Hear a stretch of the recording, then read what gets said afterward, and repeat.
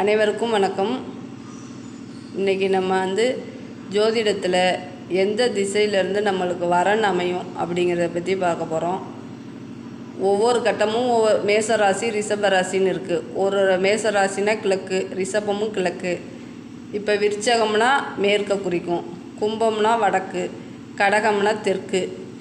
இந்த சார்ட்டு பார்த்துக்கோங்க. நம்ம எந்த லக்கணங்கிறத பார்த்துக்கோங்க. ஜாதக கட்டத்தில் லக்கணம் இருக்கும். நம்ம எந்த லக்கணமோ அந்த லக்கணத்துக்கான திசையை பார்த்துக்கோங்க. அந்த திசையிலேருந்து தான் நம்மளுக்கு வரன் அமையும். இப்போ கடக லக்கணம் அப்படின்னா நமக்கு தெற்கு திசையிலேருந்து தான் வரன் அமையும்.